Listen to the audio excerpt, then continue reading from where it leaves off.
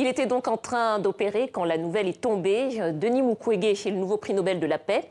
Une reconnaissance de son engagement pour les femmes qu'il soigne, pour celles qui travaillent à ses côtés et qui ont accueilli cette nouvelle dans une explosion de joie. Les réactions rassemblées par Emmanuel Godard avec Joseph Amani. Des coups de sifflet, des pancartes, en voiture, à moto, dans des bus bondés, des centaines de personnes. Les rues de Bukavu ressemblent à un lendemain d'élection. Le docteur Denis Mukwege, prix Nobel de la paix. Étant la nouvelle génération, nous avons ce devoir d'aller de l'avant, de porter encore plus haut l'étendard de ce prix Nobel. C'est en chantant qu'elles sont arrivées en masse aux abords de l'hôpital Panzi. C'est ici que Denis Mukwege a soigné des milliers de femmes, de fillettes et même de bébés. C'est une grande joie pour moi. Je suis arrivée presque morte ici. Lorsque le docteur Mukwege m'a vue, il a eu pitié de moi vu mon état de santé. Il m'a considérée comme son propre enfant. Il m'a soignée. J'avais été violée.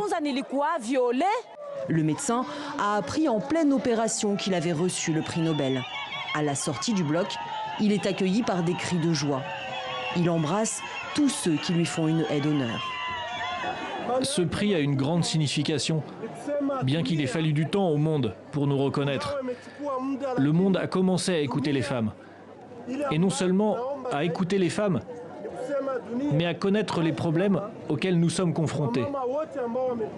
Il est important que le monde entier sache et réalise que toutes les femmes qui traversent des conflits doivent obtenir réparation. Réparation et reconnaissance. Ses collaborateurs sont fiers de travailler aux côtés de celui que l'on surnomme aussi le docteur Miracle. C'est une personne qui a marqué la vie de toute une nation. Et le fait de décrocher encore ce prix Nobel, pour nous, c'est un signe qui nous motive de faire mieux que ce que nous sommes en train de faire pour le présent.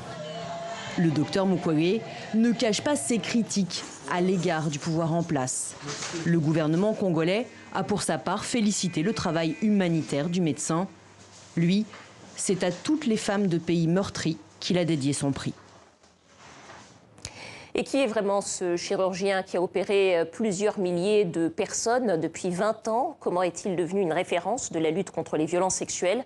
Eh bien, tout a commencé à la fin des années 90 au sud Kivu, dans sa ville natale de Bukavu, où il est confronté à l'horreur des crimes de guerre.